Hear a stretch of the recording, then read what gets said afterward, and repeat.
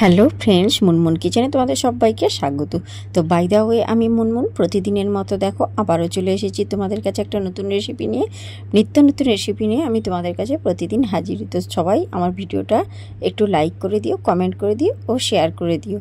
তো দেখো আজকে একটা দুর্দান্ত স্বাদের নাস্তা রেসিপি শেয়ার করছি। খুব সামান্য ঘরে থাকা উপকরণ দিয়ে কিন্তু তোমরা এই রেসিপিটা তৈরি করতে পারো। তো তার জন্য তার A to Z ট্রিক্স আমি তোমাদের সঙ্গে শেয়ার করব। তো সঙ্গে থাকো, কোথাও কিন্তু কোনো অংশে স্কিপ করবে না, স্কিপ করলে কিছুই বুঝতে পারবে না। তো দেখো এখানে একটা আমি পাত্রের মধ্যে 1 বাটি মতো ময়দা নিয়ে নিয়েছি, আর এর মধ্যে দিয়ে দিলাম স্বাদ মতো একটু লবণ, আর দিয়ে দিলাম হাফ চামচ মতো কালো জিরে, আর এর মধ্যে দেখো একটু ময়ম হওয়ার জন্য খুব অনেকটা পরিমাণ সাদা রিফাইন তেল দিয়ে দিয়েছি।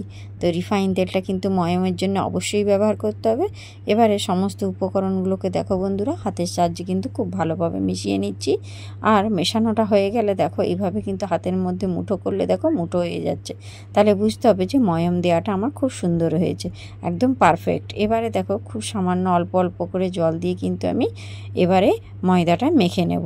যেভাবে রুটি আর পরোটা করার সময় তোমরা ময়দা মাখো বা আটা মাখো, ঠিক সেইভাবেই কিন্তু মেখে নিতে হবে। খুব সামান্য দেখো অল্প অল্প করে জল দিয়ে কিন্তু আমি এটা মেখে নিচ্ছি।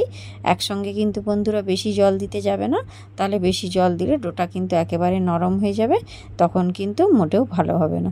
তো অল্প অল্প করে জল দিয়ে দেখো আমি সুন্দর একটা ডো তৈরি করে নিচ্ছি, যেভাবে রুটি বা পরোটা মাখে সেই রকমই। তো দেখো ডোটা কতটা সুন্দর হয়েছে, কতটা সফট হয়েছে, তোমাদেরকে হাতের সাহায্যে তুলে দেখিয়ে দিচ্ছি। এবারে এই ডোটার উপর একটু আমি দেখো রিফাইন তেল বুলিয়ে দেব। তো রিফাইন তেলটা বুলিয়ে দিয়ে এটা রেস্টে রেখে দেবো 15 থেকে 20 মিনিট মতো। তো দেখো তেলটা আমার বোলানো হয়ে গিয়েছে।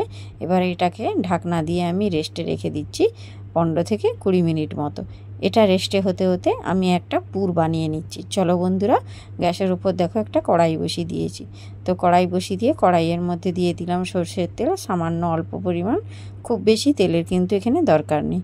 অল্প পরিমাণ তেল দিয়ে ওই তেলটা ভালো করে গরম হয়ে গেলে ওর মধ্যে দিয়ে দিলাম হাফ চামচ মতো গোটা জিরে। তো জিরেটাকে বন্ধুরা খুব ভালো করে আগে ভেজে নিলাম। তারপরে দেখো এর মধ্যে দিয়ে দিলাম গ্রেট করে রাখা আদা। আদাগুলোকে কিন্তু বাটা দেবে না, আদাটা এইভাবেই কিন্তু গ্রেট করে দিয়ে দিবে। তো গ্রেট করে রাখা আদাটা জিরেটাকে কিন্তু খুব ভালো করে ভেজে দিতে হবে। তো বন্ধুরা, যাতে আদাটা না চুঁয়ে যায় বা পুড়ে যায় তার দিকে লক্ষ্য রাখতে হবে। এখানে কিছু গুঁড়ো মশলা অ্যাড করে দেবে বন্ধুরা, হাফ চামচ মতো লবণ, হাফ চামচ হলুদের গুঁড়ো। দেওয়ার পর এটাকে কিন্তু ভালো করে তেলের মধ্যে আগে মিশিয়ে নেবে। তারপরে বাকি যে গুঁড়ো মশলাগুলো অ্যাড করছি লক্ষ্য করো, হাফ চামচ মতো ধনিয়া গুঁড়ো, আর দিয়ে দিলাম হাফ চামচ মতো লঙ্কার গুঁড়ো। এবার আবারও ওটাকে খুব ভালো করে মিশিয়ে নিলাম। তো মিশিয়ে নেওয়ার পরে দেখো এবারে এর মধ্যে একটু জল দিয়ে দিলাম। তো জলটা দিয়ে দেখো একটু ফুটিয়ে নিলাম। ফুটিয়ে নেওয়ার পর এখানে আমি কিছু আলু আগে থেকেই ম্যাশ করে রেখেছিলাম। সেদ্ধ করা আলুটাকে আমি ম্যাশ করে রেখেছিলাম, যেহেতু পুর বানাবো বলে।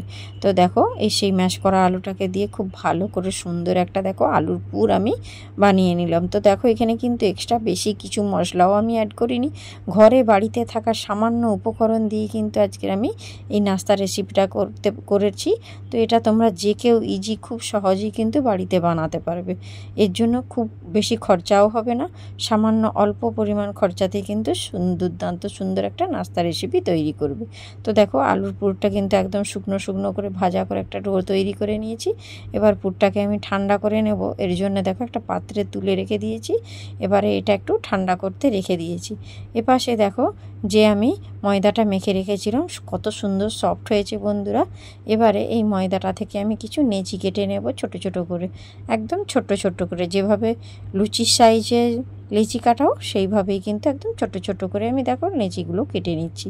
এইভাবেই হাতের সাহায্যে কিন্তু সুন্দরভাবে এভাবে রাউন্ড দিয়ে শেপ দিয়ে ছোট ছোট করে নেচি কেটে নেব। তো দেখো তোমাদের সঙ্গে কথা বলতে বলতে কিন্তু আমার সব নেচিগুলো কাটা হয়ে গিয়েছে, এবং হাতের সাহায্যে কিন্তু যেভাবে লুচিতে পাক দেয় সেইভাবে দিয়ে দিয়েছি। এবারে সামান্য কিন্তু ময়দা গুঁড়ো দিয়ে দেখো আমি এটাকে বেলে নিচ্ছি। একটা বেলুন চাকির মধ্যে দেখো সুন্দরভাবে বেলে নিচ্ছি, একদম পাতলা করে কিন্তু বেলতে হবে। এটা কিন্তু বেশি মোটা বেললে চলবে না, খুব পাতলা করে দেখো দেখিয়ে দিলাম, পাতলা করে বেলে নিয়েছি। এবার যে পুরটা আমি আলুর পুরটা ঠান্ডা করতে রেখেছিলাম সেই পুরটা ঠিক এইভাবে দিয়ে দুটো সাইড দেখো এইভাবে মুড়ে দিলাম। মুড়ে দেওয়ার পরে দেখো এইভাবে রাউন্ড শেপ দিয়ে কিন্তু আমি সুন্দর নাস্তাটা বানিয়ে নিলাম। তো দেখো দেখিয়ে দিচ্ছি কতটা সুন্দর হয়েছে। একই রকমভাবে দেখো আবারও একটা আমি তোমাদেরকে বেলে দেখিয়ে দিচ্ছি। সামান্য একটু ময়দার গুঁড়ো দিয়ে দেখো একদম পাতলা করে কিন্তু আমি বেলে নেব। একদম লুচি যেভাবে বেলে সেইভাবেই কিন্তু একদম পাতলা করে দেখো বেলে নেব। যত সুন্দর পাতলা হবে এর গাটাও কিন্তু ততটাই পাতলা হবে, তো সেটা কিন্তু ততই খাস্তা আর মুচমুচে হবে।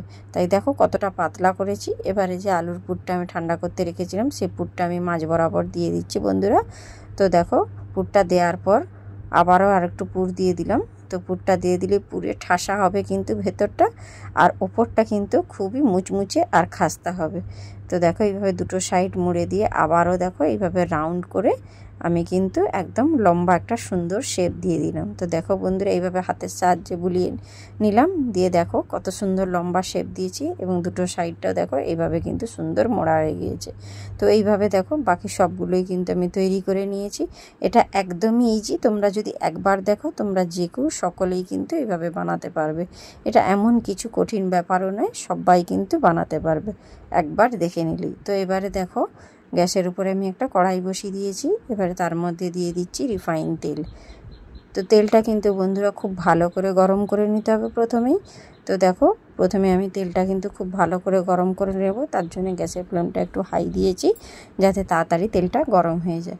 তো দেখো এই পর্যায়ে আমার তেলটা গরম হয়ে গিয়েছে, আর রেডি করে রাখা যে নাস্তাগুলো ছিল সেগুলো একটা একটা করে আমি গরম তেলের মধ্যে দিয়ে দিচ্ছি। সব নাস্তাগুলোই কিন্তু একই রকমভাবে আমি দিয়ে দেব। তো এইখানে আমি কিন্তু যতগুলো ধরবে ততগুলোই দেব। আমি 2 স্টেপে কিন্তু নাস্তাগুলো ভেজে নেব, কারণ একসঙ্গে কিন্তু সব দেওয়া যাবে না। তো এখানে আমি কিছুটা পরিমাণ দিলাম। তো এইগুলো আমি ভেজে রেখে তুলে দেওয়ার পর আবারও যে কয়েকটা বাকি রয়ে গেল সেগুলোও কিন্তু একই রকমভাবে আমি ভেজে নেব। তো এইভাবে দেখো উল্টে পাল্টে কিন্তু সুন্দর করে লাল লাল করে ভেজে নেব।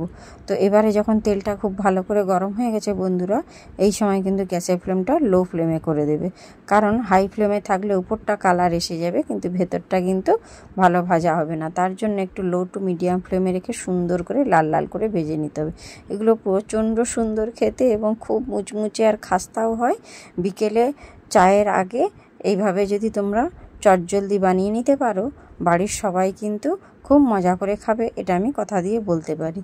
চপ সিঙ্গাড়া বাজার থেকে না খেয়ে এইভাবেই যদি তোমরা একটু বাড়িতে নাস্তা রেসিপি বানিয়ে ফেলো, চটজলদি বাড়ির সবাই কিন্তু মজা করে খাবে। তো দেখো তেল ঝারিয়ে কিন্তু আমি সমস্ত নাস্তাগুলো তুলে নিলাম, তুলে একটা পাত্রের মধ্যে রাখলাম। একই রকমভাবে আমার বাকি যে কটা রয়ে গিয়েছিল সেগুলোও কিন্তু একইভাবে আমি ভেজে নেব। তো আমি প্রথমেই বলেছিলাম যে আমি 2 স্টেপে কিন্তু ভেজে নেব, একসঙ্গে কিন্তু সবগুলো দেব না। প্রথমে কিছু ভেজেছি, তারপরে দেখো আরও 4টা নাস্তা রয়ে গিয়েছিল, সেগুলোকেও দেখো সুন্দর লাল লাল করে ভেজে নিয়েছি। উল্টে পাল্টে দেখো লাল লাল করে ভেজে নিচ্ছি। এর কালারটাও যেমন সুন্দর, উপরটা কতটা খাস্তা মুচমুচে সেটা তোমাদেরকে আমি লাস্টে দেখিয়ে দেব। তো এই পর্যায়ে দেখো এই 4টা নাস্তাও আমার সুন্দরভাবে ভাজা হয়ে গিয়েছে। এবারে একটা ছান্তার সাহায্যে কিন্তু সম্পূর্ণ তেলটা কিন্তু ঝারিয়ে নেব। ঝারিয়ে নিয়ে একটা প্লেটের মধ্যে রেখে দেব।